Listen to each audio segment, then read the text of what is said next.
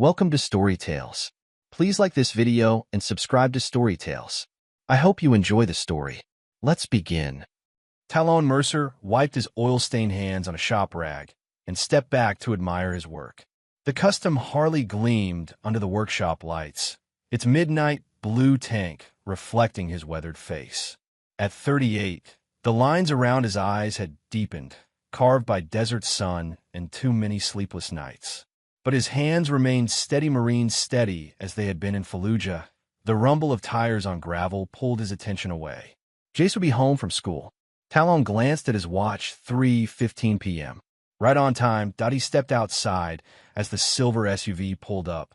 His son's face appeared at the window, lighting up when he spotted Talon. The boy practically tumbled out of the car in his excitement. "Dad, we made volcanoes today." Jace launched himself forward, and Talon caught him mid-air, swinging him around despite the protest from his bad shoulder. "Careful with him, Talon." Laurel's voice cut through their laughter. "He's not one of your machines." Talon set Jace down, the smile still on his face, but not quite reaching his eyes anymore. "Got it. No fun allowed." Laurel didn't respond to that. She just brushed past him, her perfume lingering in the air between them. Something expensive that her mother had bought her. Something that didn't smell like the woman he'd married 6 years ago. "Mom's mad again," Jace whispered, his small hand finding Talon's. "Not mad, buddy. Just tired." The lie came easily for Jace's sake. "How about you tell me about these volcanoes while I finish up work?" Jace nodded eagerly, following him into the workshop that smelled of motor oil and metal honest smells that made sense to Talon. Unlike the growing coldness in his own home, as Jace chattered about baking soda and vinegar explosions, Talon worked, his hands moving automatically while his mind drifted to the changes in Laurel over the past year. The way her smile never quite formed when they were alone. The mysterious text she'd shield from his view. The growing frequency of her mother's visits. Speaking of the devil, another car pulled up. The black Mercedes that announced Eloise Varner's arrival, like a funeral procession. "Grandma's here," Jace said, but there was a note in his voice that Talon recognized. Wariness. Kids picked up on more than adults gave them credit for. "Why don't you wash up before dinner?" Talon suggested, ruffling Jace's dark hair. "I'll deal with Grandma." Jace nodded and scampered off through the side door that connected to the house. Talon took his time cleaning his tools, delaying the inevitable confrontation. When he finally stepped into the house, he heard their voices from the kitchen. "You can't keep living like this, Laurel." Eloise's voice, cultured and sharp as a blade. "This rustic lifestyle isn't what your father and I raised you for." "Mom, please." "Not tonight." Laurel sounded tired, or perhaps just defeated. Talon rounded the corner. Eloise stood by the kitchen island in her designer suit, not a silver hair out of place despite the 2-hour drive for Portland. Laurel leaned against the counter, arms crossed over her chest. "Evening, Eloise," Talon said, not bothering to fake warmth. "Didn't know you were coming." Eloise's lips thinned. "Laurel invited me for the weekend. We have some family matters to discuss."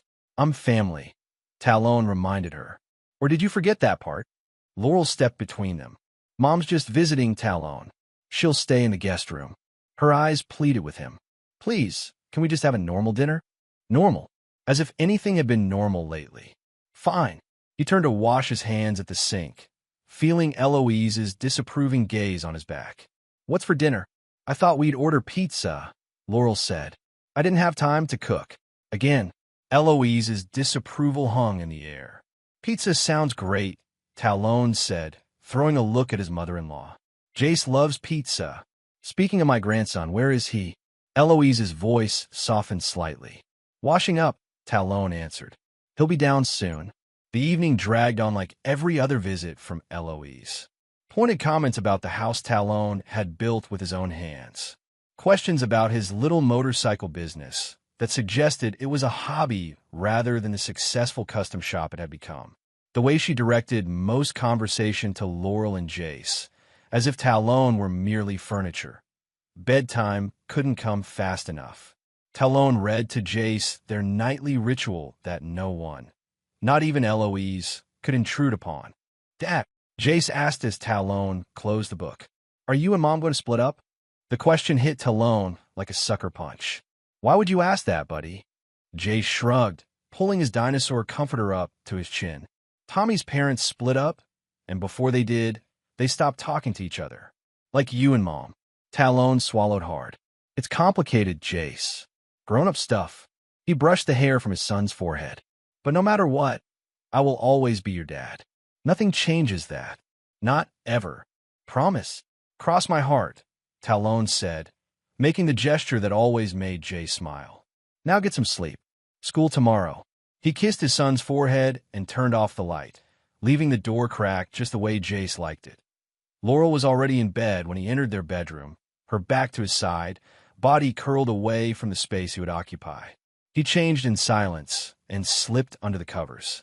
Your mother's staying the whole weekend? He asked the darkness. Yes. A single syllable, offering nothing.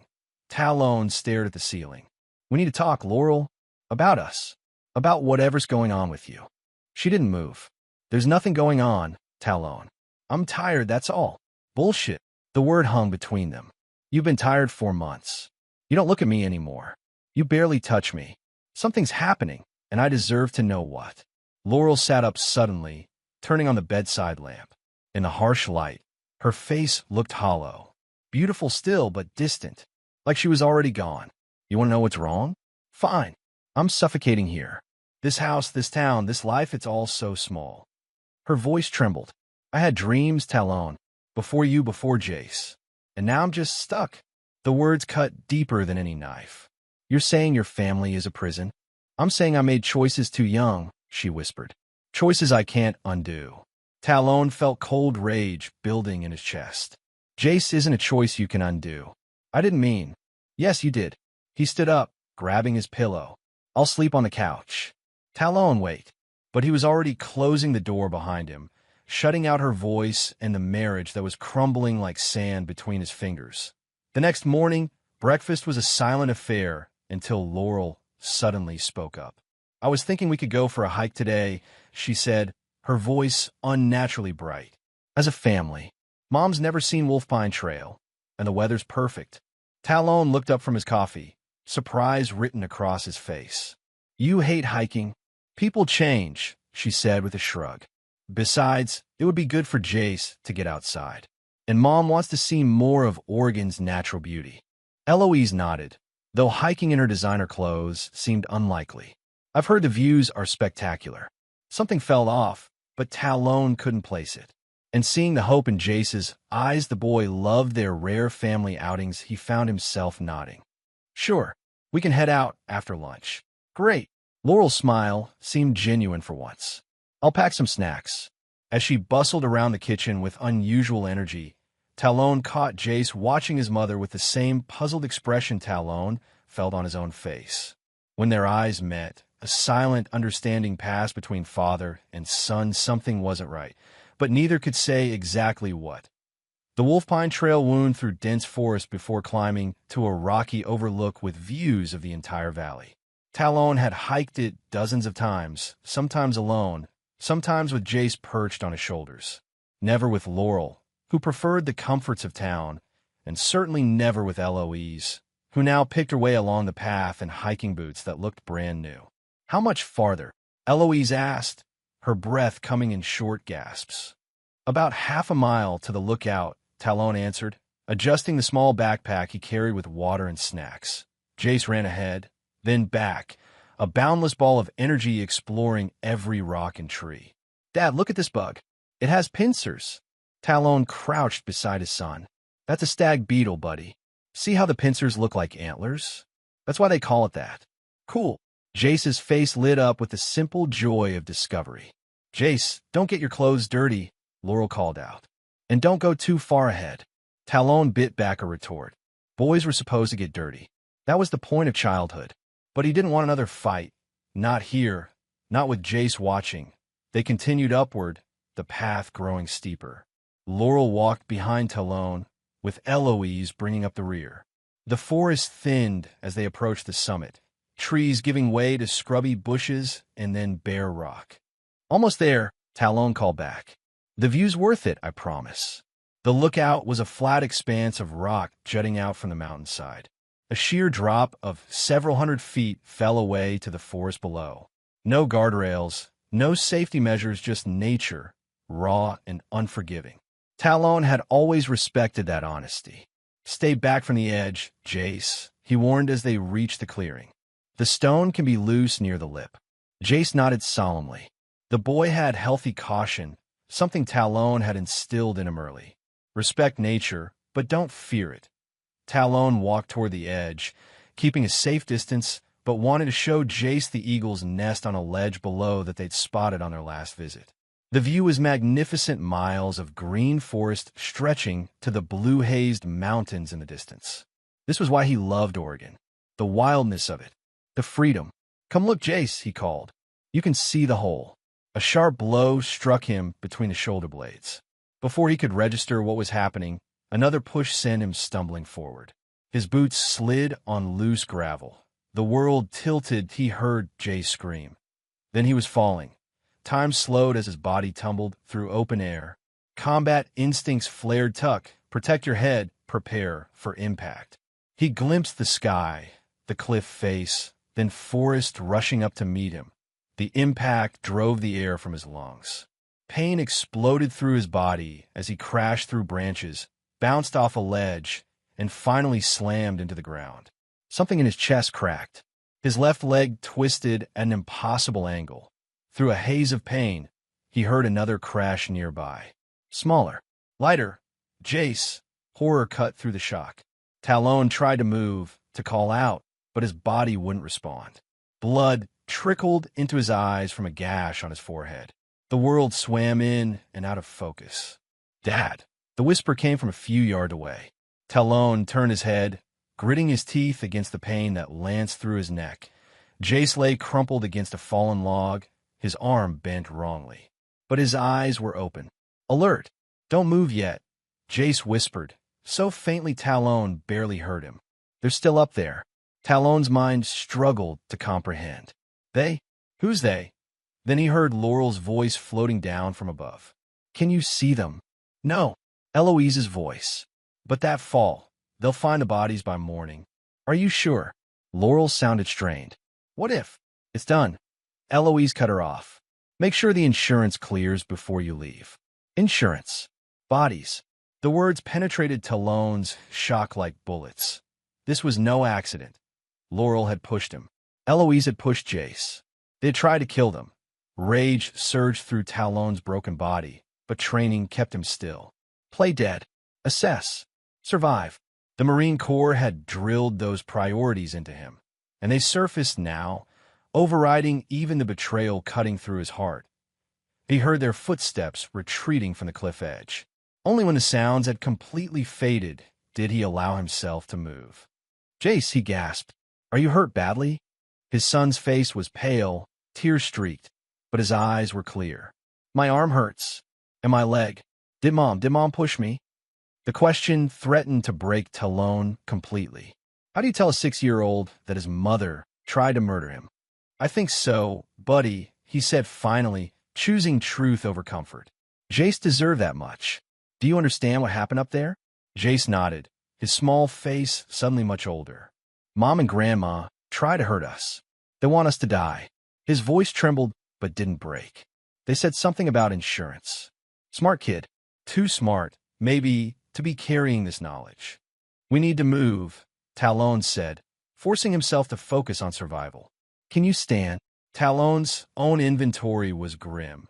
Broken ribs for sure, possibly a collapsed lung from the way breathing felt like fire. His left leg was definitely broken. He could see bone pressing against the skin just below his knee. Concussion likely from the double vision that came and went, but he was alive. And so was Jace. That meant Laurel and Eloise had failed, and they would live to regret that failure.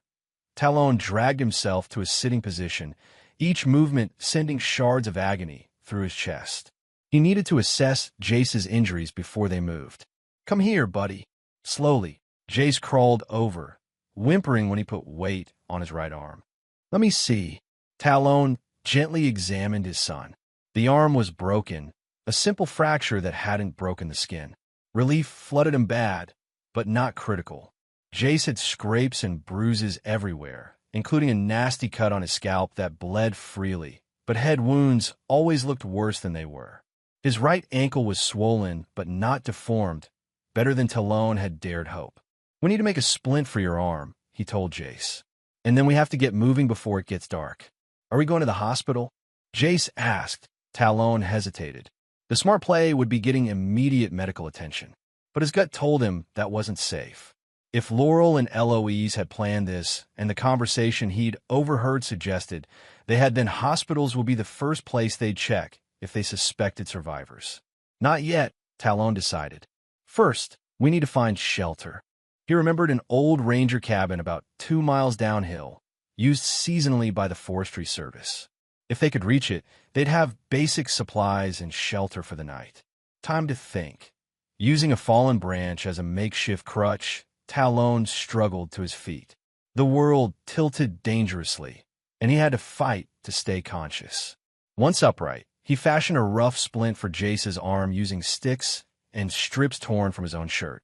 "This will hurt," he warned before setting the bone as best he could. Jace bit his lip to keep from crying out, tears streaming down his face. "I'm sorry," Talon whispered, hating himself for causing his son more pain. "You're being so brave." Night was falling by the time they began their slow journey down the mountainside. Talon leaned heavily on his branch, dragging his broken leg behind him. Jace stayed close, occasionally helping to steady him when the ground grew treacherous.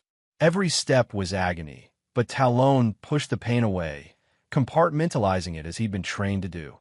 Blood soaked through his jeans where bone had pierced skin. His ribs screamed with each breath. But worse than the physical pain was the knowledge of Laurel's betrayal. His wife, the mother of his child, had tried to murder them both. For money? For freedom? The reasons didn't matter.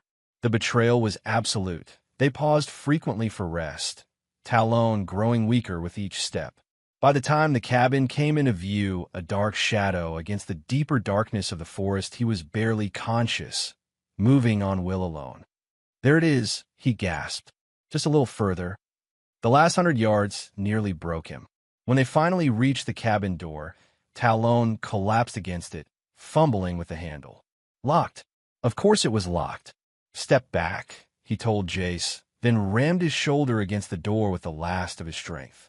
The lock gave way with a splintering crack, and they stumbled inside. Emergency supplies lined one wall, standard forestry kit. First aid, emergency rations, bottled water, blankets, and, most importantly, a radio. "Let me get you fixed up first," Talon said, guiding Jace to a cot in the corner. He cleaned and bandaged his son's wounds, gave him water and pain relievers from the first aid kit, then wrapped him in a blanket. "Try to rest," he told Jace, brushing the hair from his forehead. "I need to make a call." Jace caught his hand. "Are we going to tell the police what Mom did?" The question struck at the heart of the decision Talon had been wrestling with since the fall. The obvious answer was yes. Attempted murder. Let the justice system handle it. But something deeper, something darker, had taken root in Talon's soul. This wasn't just about justice. This was personal, betrayal at the most intimate level. "No," he said finally. "Not the police." He limped to the radio and punched in a frequency he hadn't used in years. A frequency from another life. After 3 bursts of static, a gruff voice answered. "This is an emergency channel. Identify." "Briar, it's Talon." His voice sounded strange to his own ears, ragged with pain and something else. Something cold. "Black Dog and Snowfall." I repeat, Black Dog and Snowfall. The recognition code from their deployment days. A signal for life or death situations, no questions asked without a pause. Then location, Ranger Cabin 16, Wolf Pines Sector. North Oregon Forest Service Grid. Talon's vision was starting to tunnel. Blood loss. Shock. He wouldn't stay conscious much longer. Need immediate evac. Medical. Bring basics. Roger. ETA, 6 hours. Hang tight. Talon slumped against the wall as the connection went dead. 6 hours. They could make it 6 hours, but he dragged himself back to the cot, where Jace had finally fallen into exhausted sleep. His son's face was pale, drawn with pain, even in unconsciousness. Something twisted in Talon's chest that had nothing to do with his broken ribs. Laurel and Eloise had tried to kill this innocent boy.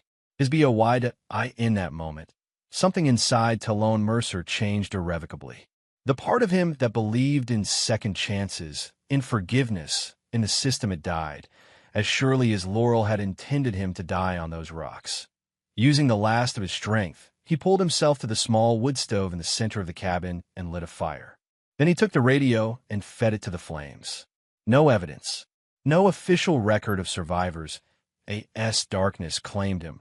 One thought crystallized in his mind. He wasn't going to seek justice. He was going to war. Talon awoke to the sound of hushed voices and the sharp smell of antiseptic. His body felt simultaneously numb and on fire. He tried to move and immediately regretted it. "Easy, brother." A familiar voice. "Briar, you're pretty banged up." Talon forced his eyes open. He was still in the ranger cabin, lying on the cot where he'd collapsed. Dawnlight filtered through dusty windows. Briar Easton crouched beside him, looking exactly as Talon remembered, broad-shouldered, with a thick beard and the haunted eyes of someone who'd seen too much war. "Jace," Talon croaked. "Your boy's okay." Briar nodded toward the other side of the cabin. "Sleeping now. I gave him something for the pain." Set his arm properly, too. Talon turned his head carefully. Jace lay bundled in blankets on a makeshift pallet, his splinted arm resting on his chest. Relief washed over Talon. "And me? What's the damage?" "3 broken ribs. 1 punctured your left lung. Compound fracture of the tibia. Moderate concussion. Internal bleeding I managed to slow down." Briar's voice was clinical, the combat medic taking over. "I've stabilized you, but you need a hospital, Talon." "No hospitals." Talon's voice hardened. "No official records." Briar studied him for a long moment. "Want to tell me what happened? Only reason for going dark like this is if someone's hunting you." Talon closed his eyes, the memory of Laurel's betrayal burning like acid in his chest. "My wife pushed me off a cliff. Her mother pushed Jace. They think we're dead, and I want to keep it that way for now." Briar's expression didn't change, a testament to the things he'd seen in their years together in Iraq. "Insurance scam?" "Caught enough of their conversation to think so," Talon confirmed. "But there's more to it. Has to be. What's your play?" "First, we disappear. Then we figure out why they did it." Talon's hand fisted in the blanket. "Then they pay." Briar didn't lecture him about going to the authorities. Didn't suggest forgiveness or taking the high road. He just nodded, soldier to soldier. "I got a place," he said. "Off-grid cabin about 3 hours north, just over the Washington border. No paper trail. I use it when the PTSD gets bad." Talon knew about Briar's struggles after their third tour. The nightmares, the hypervigilance, the darkness that sometimes swallowed him whole. They kept in touch over the years, checking in when demons got too loud. "We need supplies," Talon said, struggling to think clearly through the pain. "And my leg needs proper setting. Already handled the leg best I could. Brought supplies to last a week." Briar stood up. "But we need to move soon. Your boy needs real rest, and you need better medical attention than I can give you here." Talon nodded, then winced as the movement sent pain lancing through his skull. "How'd you find us?" "You gave coordinates, remember? Drove most of the way, hiked the last mile." Briar's face softened slightly. "The kid was standing guard when I got here, holding a stick like it was a rifle. Wouldn't let me near you until I showed him my Marine Corps tattoo. Said you told him to trust the eagle, globe, and anchor." Something tight formed in Talon's throat. He'd taught Jace about his military days, showed him the symbols, told him stories, sanitized versions of brotherhood and honor. The boy had remembered, had protected him when he couldn't protect himself. "He shouldn't have to be this strong," Talon whispered. "But he is," Briar replied simply, like his old man. Over the next hour, Briar helped Talon eat and drink, changed the dressings on his worst wounds, and gave him antibiotics from a stash that Talon knew better than to ask about. By mid-morning, Jace was awake too, quiet but alert. "We're going on a trip with Mr. Briar," Talon explained as the boy ate some trail mix. to a special hideout. Because of Mom, Jace asked, his eyes too old for his face. Yes, buddy. We need to stay hidden for a while. Are we ever going home? The question hit Talon like a physical blow. Home. The house he'd built with his own hands. The workshop where he'd taught Jace to use tools. The yard where they played catch and built snowmen. All of it poisoned now. I don't think so, he answered honestly. But home isn't just a place, Jace. It's the people you trust. You and me were home now. Jace thought about this, then nodded with the simple acceptance of childhood. Okay. By noon, they were ready to move. Briar carried Jace to an old Jeep hidden a quarter-mile away. Then he returned for Talon, supporting most of his weight as they struggled through the forest. The pain was blinding, but Talon refused any stronger painkillers. He needed his mind cleared as they drove north, taking back roads and avoiding highways. Talon stared out the window at the passing landscape. The forests and mountains of Oregon had been his sanctuary since he'd left the Marines. The place he'd chosen to build a life after too many years of destruction. Now those same forests concealed the greatest betrayal he'd ever known. You're thinking about your father, Briar said suddenly, breaking the silence. Talon glanced at him sharply. How'd you know? Because I knew you back then. When the news came, Briar kept his eyes on the road. History's repeating on you. He wasn't wrong.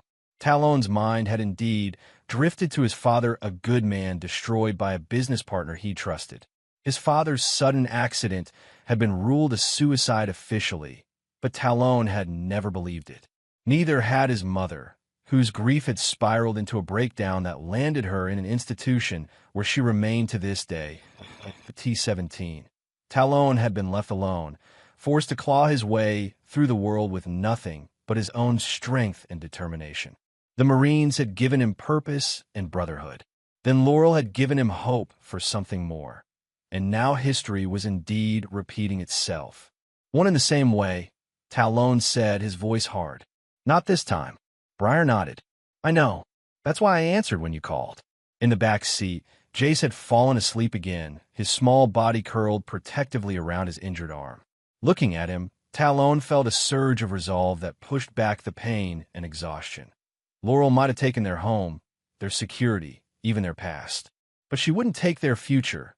The cabin was exactly as Briar had described, isolated, rustic, surrounded by towering pines that shielded it from view. Inside was spare but functional.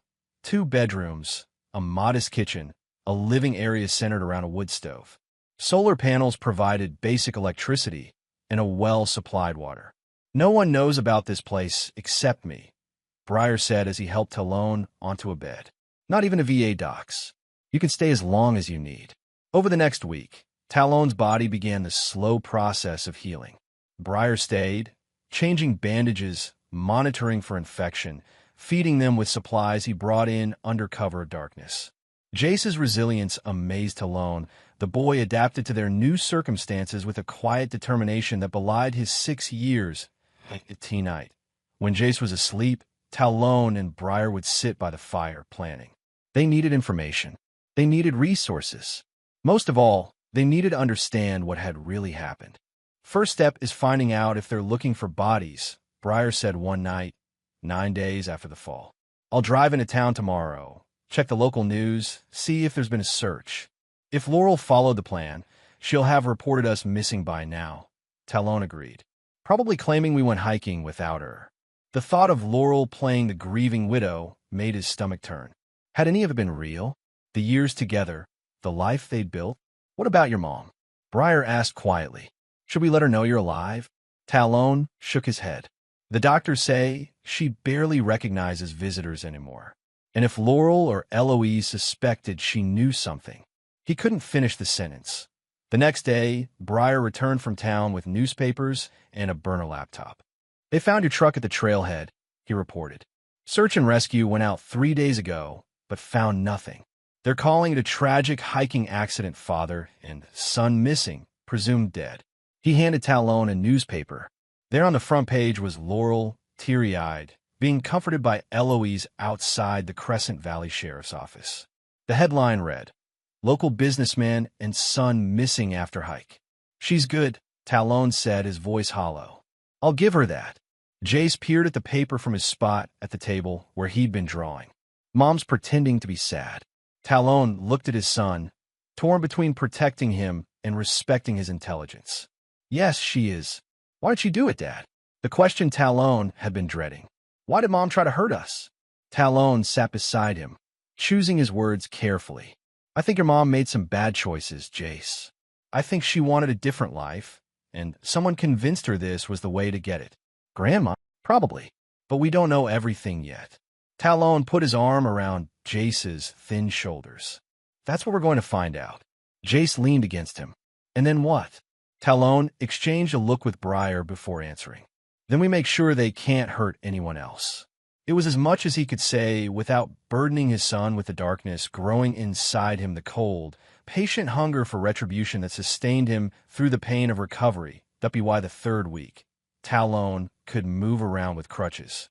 His ribs still ached with every breath, but the punctured lung had healed enough that he no longer feared it collapsing. The leg would take months to fully heal, but he'd endured worse injuries in combat that it was time to start gathering intelligence. I need someone in Crescent Valley, he told Briar. Someone who can watch Laurel without being noticed. Someone who knows how to stay invisible. Briar considered this. I might know someone. Owes me from way back. Used to do some off-books work for a private security firm in Portland. Can you trust them? More importantly, can you? Talon smiled grimly. Only 3 people in the world I trust right now. You, me, and the kid. Fair enough. Briar stood up. But we need eyes and ears down there. I'll make contact, see if they're interested. 2 days later, Hazel Lynn arrived at the cabin, tattooed and sharp-eyed. With a shock of blue-black hair and a face that revealed nothing, she assessed Talon with a mechanic's precision, seeing the damage, calculating the repairs needed. Briar says you save his ass in Fallujah, she said by way of greeting. Says I should help you. I don't want charity, Talon replied. That Hazel's laugh was short and harsh. Trust me, this isn't charity. I'm not the volunteering type. Then why are you here? Because I owe Briar my life. Her voice was matter-of-fact. And because I hate people who prey on their own families. My father was that type. Left my mother bleeding on the kitchen floor when I was 9. Understanding passed between them. And she got a gun and made sure he never came back. Hazel's smile was cold. I help her clean up. Talon nodded slowly. This was the kind of ally he needed, someone who understood that some betrayals couldn't be forgiven. Some debts could only be paid in full. I need to know what my wife is doing, he said. Who she's seeing. Where the money's going. Consider it done. Hazel turned to leave, then paused at the door. One rule, the kid doesn't get hurt by whatever you're planning. I won't be part of that. Jace is the reason I'm still breathing, Talon replied. Everything I do is to secure his future. Hazel studied him, then nodded. I'll be in touch. As the door closed behind her, Briar raised an eyebrow. You sure about this? No, Talon admitted. But we need help, and she has the right kind of anger. Just remember, revenge is a cold companion in the long nights, Briar said quietly. I've seen what it does to men, how it hollows them out. Talon looked at Jace, who was sleeping peacefully for the first time in days. This isn't about revenge. It's about justice, and making sure my son has a future. But in the deepest part of himself, Talon knew that wasn't entirely true. The desire to make Laurel and Eloise suffer burned in him like a fever. It kept him going through the pain, through the long hours of therapy to strengthen his damaged body, through the nightmares that jolted him awake in cold sweats, in oh mercy. No forgiveness. The mantra repeated in his mind, a driving rhythm that pushed everything else aside. 1 month after the fall, Laurel and Eloise stood side by side at the Crescent Valley Memorial Gardens. The small crowd gathered around the empty graves, one large. One small watched as Laurel placed white roses on the polished stones that bore Talon's and Jace's names. What they couldn't see was Hazel, disguised in funeral black and oversized sunglasses, recording everything from the edge of the gathering. Later that day, Talon watched the video on Briar's laptop, his face impassive as Laurel dabbed at dry eyes with a tissue. She's playing the part well, he commented, pausing the video on a close-up of her face. But look at her eyes. Nothing there. Briar leaned in. Eloise is doing most of the talking, keeping Laurel close, controlling her. Talon agreed. There's something off about their dynamic. He resumed the video, watching as various townspeople offered condolences. Most he recognized neighbors, clients from his shop, Jace's teacher. Then the camera caught a man Talon didn't know, tall, expensively dressed, with the confident bearing of someone used to authority. "Who's that?" he asked, freezing the frame. "Don't know," Briar admitted. "Hazel might." As if on cue, Talon's burner phone buzzed with a text from an unknown number. Funeral complete. Target returning home with mother. New development. Male presence at house. Will surveil and report. Talon showed Briar the message. "She's thorough. Professional," Briar corrected. "Different thing." Over the next week, Hazel's reports painted a concerning picture. The unknown man, identified as Reese Kincaid, 42, hedge fund manager from Portland, was a frequent visitor to the house. Laurel seemed deferential around him, while Eloise treated him as an equal. Meanwhile, Laurel had begun the process of claiming Talon's life insurance, a policy he'd taken out years ago that would pay nearly $2 million. "Follow the money," Talon instructed Hazel during one of their encrypted calls. "I want to know how it's all connected." "Already on it," she replied.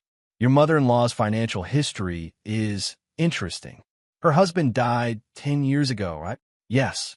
Boating accident, from what Laurel told me. I never met him." "Well, I dug into the old newspaper archives. The investigation had some inconsistencies, but it was eventually ruled accidental. His life insurance paid out $5 million. Talon absorbed this.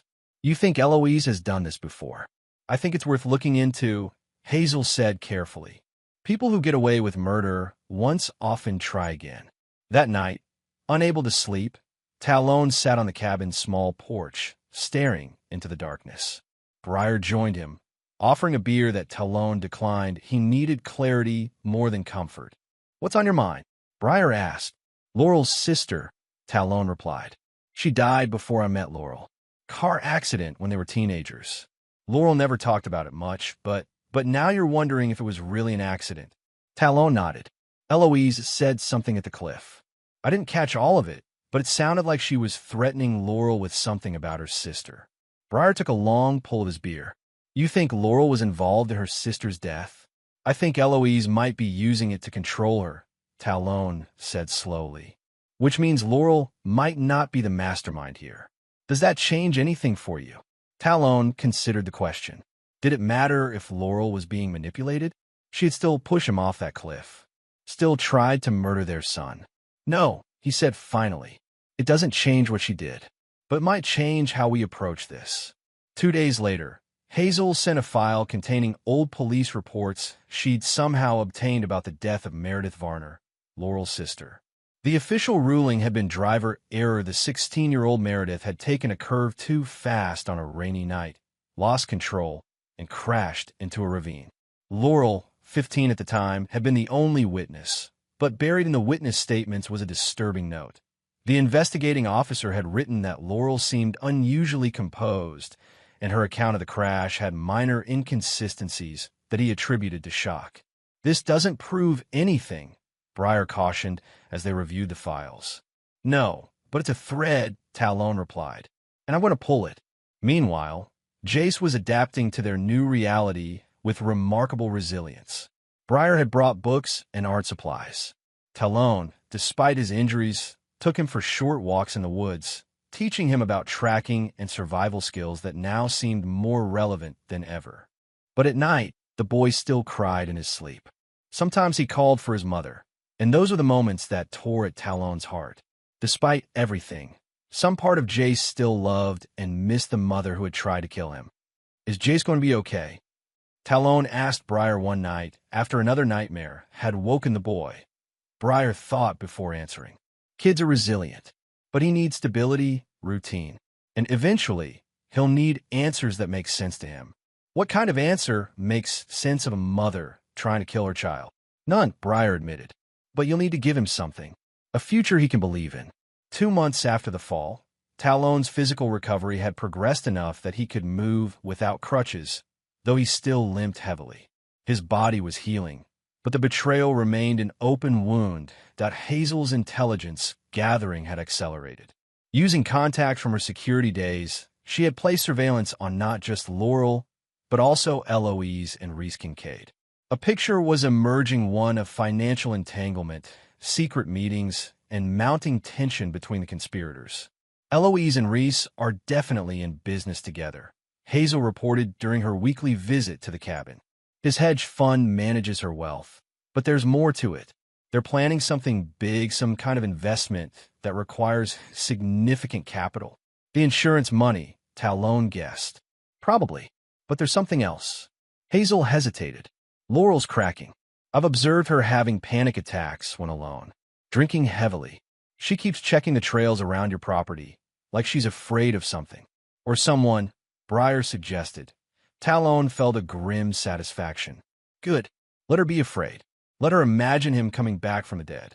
There's more, Hazel continued. I overheard an argument between Laurel and Eloise. Eloise said, and I quote, "You leave now, and I tell them what you did to your sister."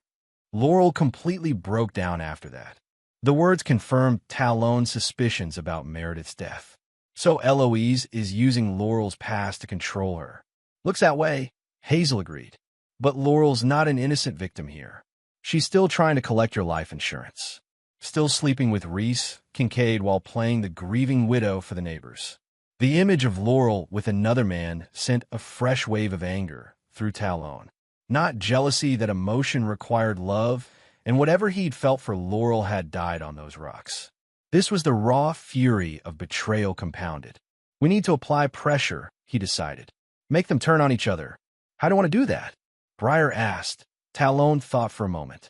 Hazel, can you create a paper trail suggesting that Reese is planning to cut Eloise out of whatever deal they're working on? Hazel smiled, a predator's grin. Already have most of the pieces. I can plant the rest. Do it, Talon ordered. And let's see how loyal their little conspiracy really is. The plan worked better than Talon could have hoped.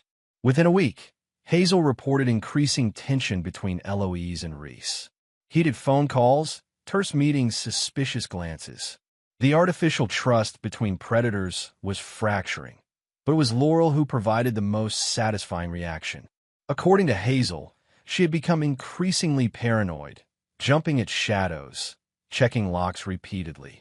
She'd even visited the cliff where Talon and Jace had supposedly died, standing at the edge for nearly an hour in the rain. She's afraid, Hazel reported with grim satisfaction. She thinks you might be alive. She's right, Talon said. And soon, she'll know just how right she is. 3 months after the fall, Talon stood in front of a mirror in the cabin bathroom, examining his changed appearance. The well-groomed business owner was gone, replaced by a harder, leaner man. His beard was full now, his hair longer. New scars marked his face where rocks had torn his skin during the fall. His eyes were what had changed the most: cold, watchful, unforgiving. Jace appeared in the doorway, watching him. You look different, Dad. Talon turned to his son. Do I scare you? Jace shook his head. No, you look like a warrior now, like in your Marine stories. I guess I am at war again, Talon admitted, crouching to meet his son at eye level. But not like before. This time, it's just for us. To make us safe. Are you going to hurt Mom? The question was direct, unfiltered by adult pretense. Talon didn't lie. I'm going to make sure she never hurts you again. Or anyone else. Jace considered this, then nodded. Okay. Such simple acceptance from a child who'd seen too much, too young. It strengthened Talon's resolve. That night, he outlined the next phase of his plan to Breyer and Hazel. It was time to move from surveillance to action. Time to let Laurel know that death hadn't claimed her husband and son after all. Are you sure about this? Breyer asked. Once you cross this line, there's no going back. I crossed that line when I decided not to go to the police, Talon replied. When I chose justice over law. Hazel nodded in understanding. Sometimes the system isn't equipped to handle certain kinds of evil. Sometimes you have to go outside it. Just remember what you're fighting for, Breyer cautioned. Revenge can consume you until there's nothing left. Talon glanced toward the bedroom, where Jace slept peacefully. I know exactly what I'm fighting for, and I won't lose sight of it. The next day, While Laurel was shopping in town and Eloise was meeting with Reese in Portland, Hazel broke into the Varner estate. Following Talon's instructions, she didn't take anything of value. Instead, she left 2 items in Laurel's bedroom: Jace's drawing of their family, which he'd made the day before the hike, and his favorite toy dinosaur, smeared with what appeared to be blood. The message was clear: we're not dead. We know what you did.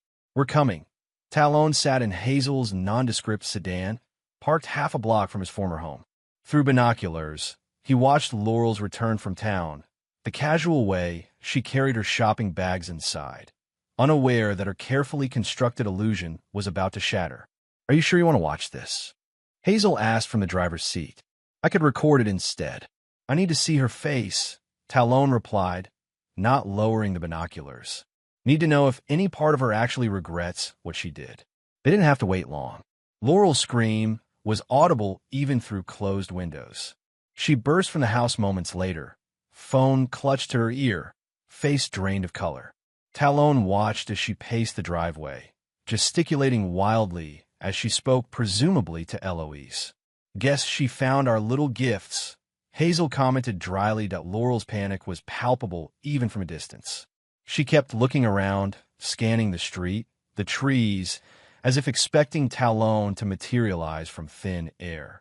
Her composed widow's mask had cracked completely. "Good," Talon murmured. "Let her feel what Jace felt. The terror of betrayal." Eloise's black Mercedes screeched into the driveway an hour later. The older woman strode inside, her usual regal bearing replaced by urgent purpose. Through the front windows, Talon could see them arguing, Laurel near hysteria, Eloise cold and commanding. "They'll call the police," Hazel predicted. "No, they won't," Talon countered. "Not if Eloise is as smart as I think she is." Police means questions about the supposed accident, about insurance claims already in progress, about Reese and whatever they're planning. He was right. No patrol cars arrived. Instead, after another hour, a different vehicle pulled up, an unmarked black SUV with tinted windows. A man Talon had never seen before emerged, carrying what looked like security equipment. "Professional help," Hazel noted. "Private, not police." They watched as the man installed what appeared to be additional security cameras around the property. Meanwhile, Laurel remained inside, visible occasionally through windows, pacing and drinking steadily from a glass that she kept refilling. "She's unraveling," Talon observed with cold satisfaction. Time to push harder. The next phase of his plan involved Reese Kincaid. Thanks to Hazel's intelligence, they knew that Reese was the linchpin connecting Eloise's old money to new investments, potentially illegal ones, based on the secrecy surrounding their dealings. More importantly, they knew he was Laurel's true loyalty. "You really think they were lovers before?" Breyer asked when Talon explained his theory back at the cabin. "It fits," Talon replied. Laurel grew distant around the same time Eloise started visiting more frequently. Reese is their connection. I think Laurel knew him before we met, maybe even before her sister died. Hazel nodded. I did some digging. Reese was at the same private school as Laurel and Meredith, 2 years ahead of them. Could be they have history. History that Eloise is using, Talon concluded. But if Reese is Laurel's weakness, then Laurel is his. We can use that. The plan they devised was elegant in its simplicity.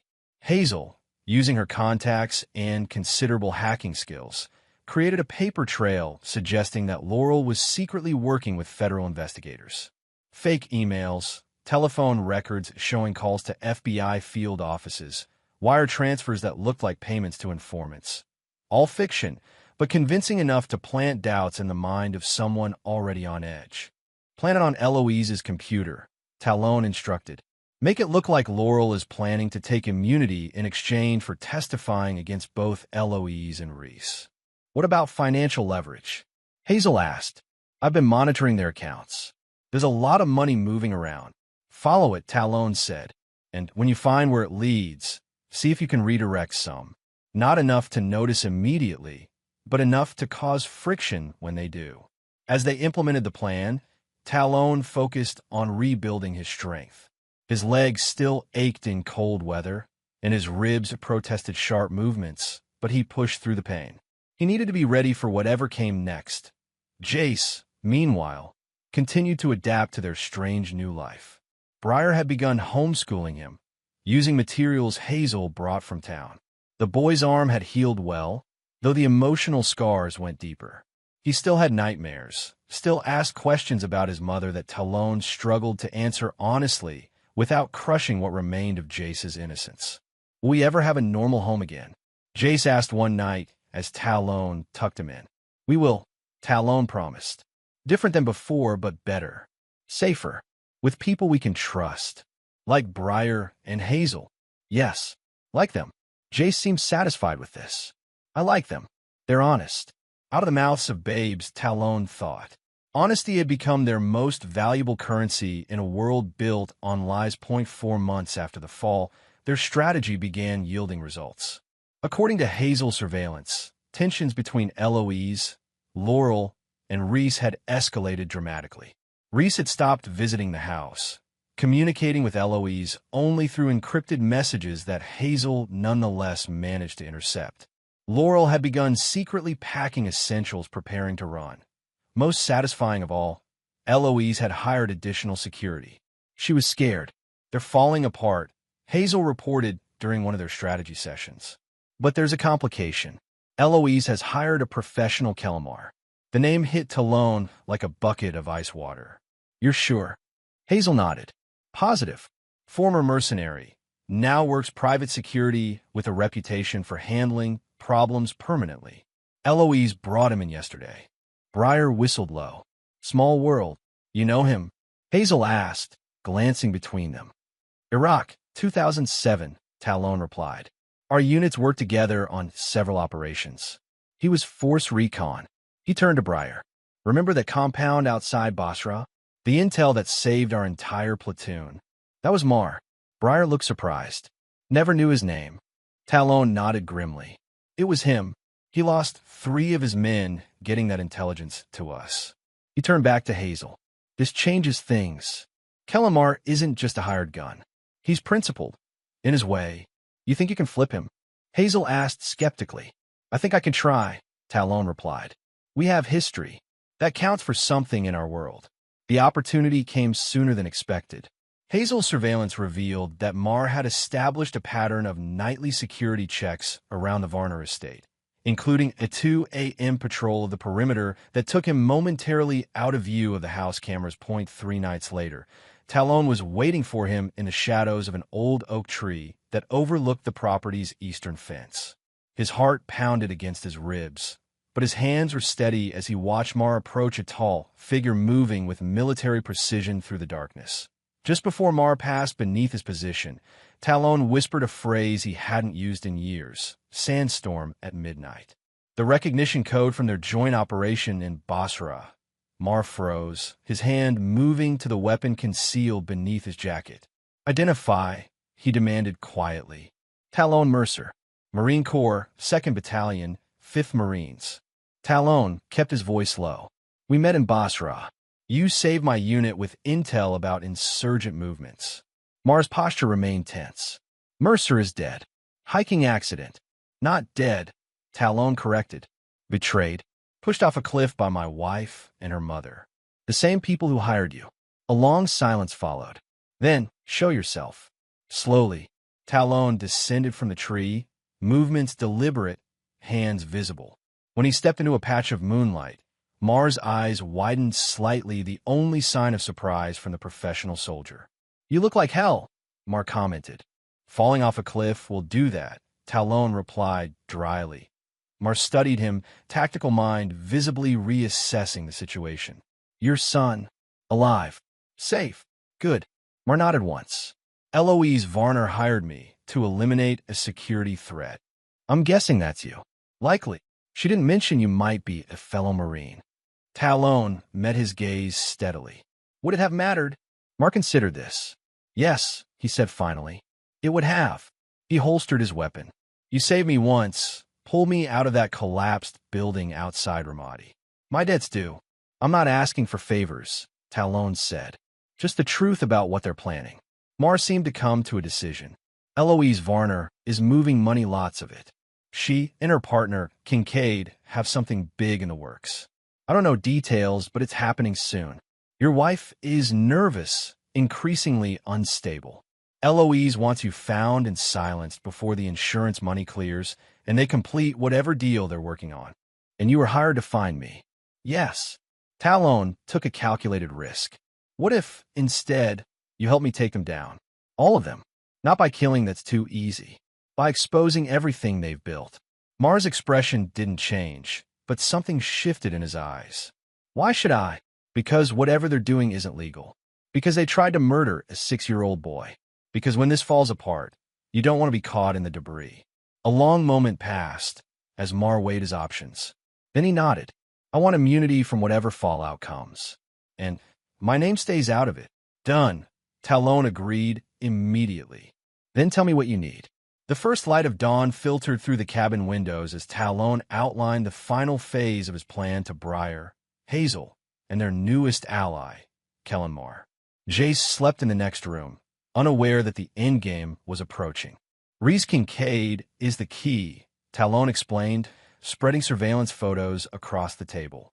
He's the financial brain, the one laundering Eloise's money through offshore accounts and shell companies. Based on what I've found in Eloise's files, they're planning to use the insurance money from your death as the final investment in some kind of real estate development. Mar added, something that requires political connections to bypass environmental regulations. Hazel nodded. That tracks with the communications I've intercepted. They're bribing officials to rezone protected forest land for luxury housing. The profit potential is enormous. And completely illegal, Briar noted. Which gives us leverage, Talon said. Kellen, you'll continue as Eloise's security consultant, but you'll feed us information and help position Reese for the trap. What about Laurel? Hazel asked. Talon's jaw tightened. Leave her to me. The plan they formulated was multi-pronged. Hazel would hack Eloise's financial accounts, creating a trail that suggested Reese was skimming millions. Kellen would stage a fake FBI raid on Reese's office, complete with convincing but falsified federal documentation, making him believe he was under investigation. And Briar would ensure Jace remained safe during the operation, moving him to an even more secure location. Once Reese is rattled, he'll turn on Eloise, Talon predicted. He'll try to save himself by offering her up. That's when we spring the final trap. And Laurel? Briar asked quietly. I'll confront her personally, Talon replied, his voice flat. At the cliff, where it all began.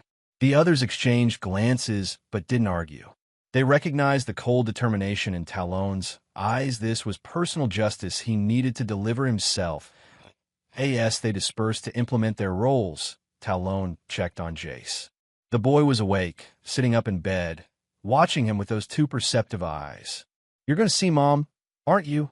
He asked. Talon sat on the edge of the bed. Yes. How did you know? Your face looks different. Like it did in the hospital when you told me about Grandpa dying. Sharp kid. Too sharp sometimes. I need to talk to her to understand why she did what she did. Jace considered this. She won't say sorry and mean it. Probably not, Talon agreed. But this isn't about forgiveness, Jace. It's about making sure she can't hurt anyone else. Will I ever see her again? The question pierced Talon's heart. Despite everything, some part of Jace still yearned for his mother. I don't know, buddy, he answered honestly.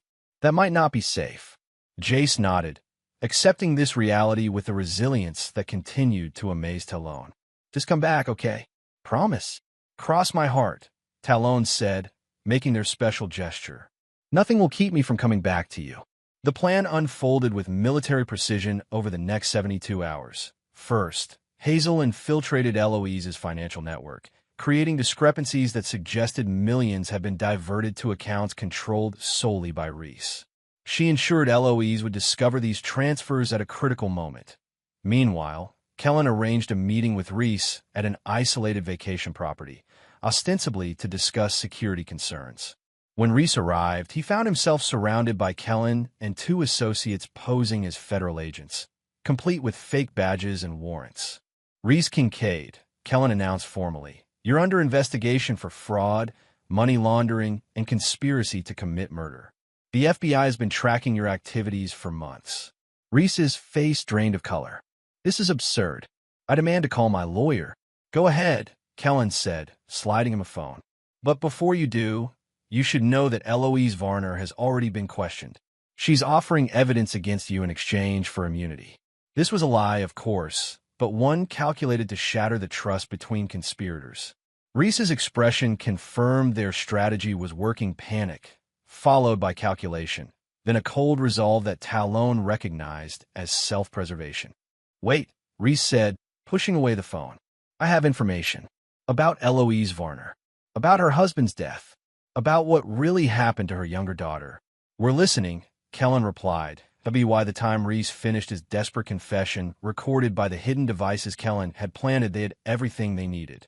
The hedge fund manager had implicated himself, Eloise, and Laurel in multiple crimes, including the murder of Eloise's husband and the accident that claimed Meredith Varner's life. What happens now? Reese asked when he'd finished, looking defeated. Now you wait, Kellen told him. Don't leave town. Don't contact Eloise or Laurel. If you cooperate fully, the prosecutor might consider leniency.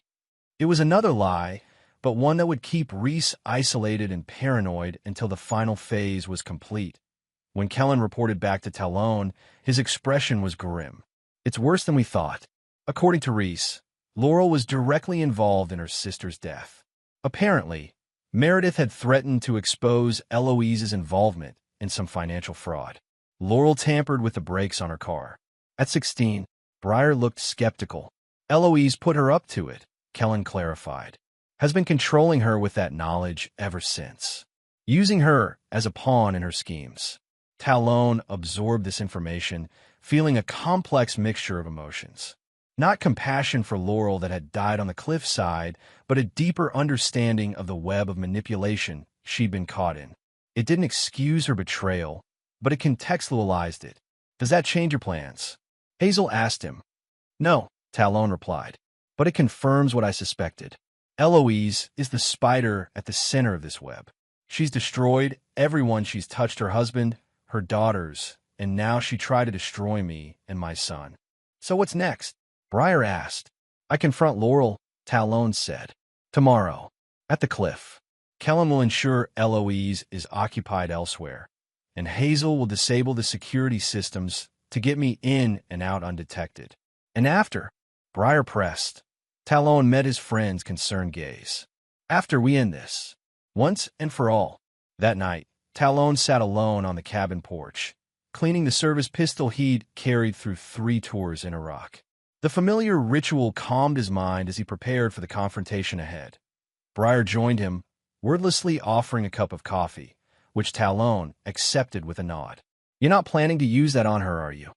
Breyer asked, nodding toward the weapon. No, Talon replied honestly. This is for protection, not vengeance. When Laurel sees me alive, there's no telling how she'll react. What are you hoping to get from her? Talon considered the question. Closure, maybe, understanding, and a recorded confession that we can use against her and Eloise. And if she won't give it, she will, Talon said with cold certainty. Fear is a powerful motivator. The next morning dawned gray and misty, matching Talon's mood as he prepared to face his wife for the first time since she tried to kill him. He dressed in nondescript dark clothing, tucked the pistol into a shoulder holster concealed beneath his jacket, and checked the recording device Hazel had provided. Remember, Breyer cautioned as Talon prepared to leave, stay focused on what matters. Getting justice, protecting Jace, building a future. Don't get lost in the past. Talon nodded, then crouched to embrace his son. I'll be back soon, buddy. Stay with Uncle Breyer, okay? Be careful, Jace whispered, clinging tightly to him. Mom might try to push you again. Not this time, Talon promised. This time, I'm ready for her. The Wolf Pine Trail hadn't changed. Same towering pines, same carpet of needles underfoot, same bird calls echoing through the canopy. But Talon had changed. As he hiked toward the cliff, he moved with careful precision, mindful of his still healing body, but propelled by purpose. According to Kellen, Laurel had been visiting the cliff regularly, since receiving Talon's message months ago. Today would be no different. Kellen had ensured it by mentioning to Eloise that hikers had reported strange activity near the accident site, knowing she would demand Laurel check it out. Talon reached the overlook an hour before Laurel was expected, using the time to secure his position and prepare mentally. He found a sheltered spot among the rocks where he could observe without being seen. The wait wasn't long. Just after noon, he heard footsteps on the trail. Laurel appeared, moving tentatively along the path, looking thin and haunted. Dark circles shadowed her eyes, and her once immaculate appearance had grown. Careless hair pulled back hastily, clothes wrinkled. She approached the cliff edge slowly, stopping several feet back. Fear of heights or fear of memory. Talon watched as she hugged herself, staring out at the view that had been the last thing he'd seen before falling. For a moment, he simply observed her, this woman he'd once loved, the mother of his child, the architect of his near death. Emotions warred within him: rage, grief, disgust, and underneath it all, a terrible sense of waste. So much destroyed for money and secrets that he stepped from his hiding place. "Hello, Laurel." She whirled around, a scream dying in her throat as she saw him. Her face drained of color, eyes widening in pure terror. She stumbled backward, dangerously close to the cliff edge. "Stay back," Talon warned sharply. "I didn't come to hurt you." Laurel stared at him as if seeing a ghost. In a way, she was. "You're dead," she whispered. "You're dead. I saw you fall. You pushed me," Talon corrected, his voice calm despite the storm inside him. "You pushed me, and Eloise pushed our son. But we survived." Jace, hope and horror mingled in her voice. "He's alive too. No thanks to you." Talon took a controlled step forward. "He was 6 years old, Laurel. Our son, and you tried to kill him." Tears spilled down her cheeks. "I didn't want to. You have to believe me. Mom said it was the only way that we'd both be free afterward. That Jace would just fall asleep. That would be quick." The casual cruelty of it nearly broke Talon's control. Free from what? From us? From the family we built? From her control? Laurel cried. From the hold she has over me, over everything. "You don't understand what she's capable of." "I think I do," Talon replied coldly. "I know about your sister, Laurel. About what really happened to her." Laurel's knees seemed to give out. She sank to the ground, face crumpling. "Who told you? Does it matter? I know Eloise convinced you to tamper with Meredith's brakes. I know she's been using that against you ever since. But that doesn't excuse what you did to us." "No," Laurel whispered, "it doesn't. But you don't know what it's like to live with that kind of guilt, that kind of fear. To have someone who knows your darkest secret and can expose you anytime. So instead of facing consequences, you decided we needed to die." Talon's voice hardened. "For insurance money? For your freedom? For Reese," she admitted, the truth finally spilling out. "I've loved him since we were teenagers. Before Meredith died. Before everything went wrong. Mom knew she's always known. She used that too, kept us apart, then brought us together when it suited her plans.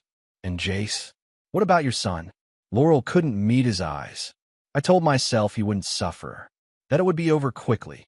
Talon activated the recording device in his pocket. "I want you to tell me everything, Laurel.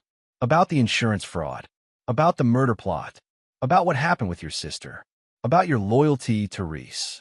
All of it."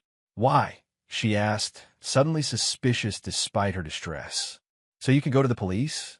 "So I can understand," Talon lied smoothly. "So I can make sense of how my wife became someone who could push her family off a cliff." It was the opening she needed, the chance to justify herself, to unburden her soul. And Laurel took it, words tumbling out in a torrent of confession and rationalization. She spoke of Eloise's manipulations, of Reese's promises, of the real estate development that would make them all rich. She confirmed Reese's story about Meredith's death, adding details that made Talon's stomach turn. She explained how Eloise had orchestrated her husband's accident years earlier, coaching Laurel through her role as witness. And finally, she described the plan to kill Talon and Jace, the life insurance policy Eloise had insisted they increase 6 months earlier, the careful selection of the hiking location, the calculated pushes that were supposed to look like a tragic misstep. I've hated myself every day since, she finished, tears streaming down her face. I can't sleep.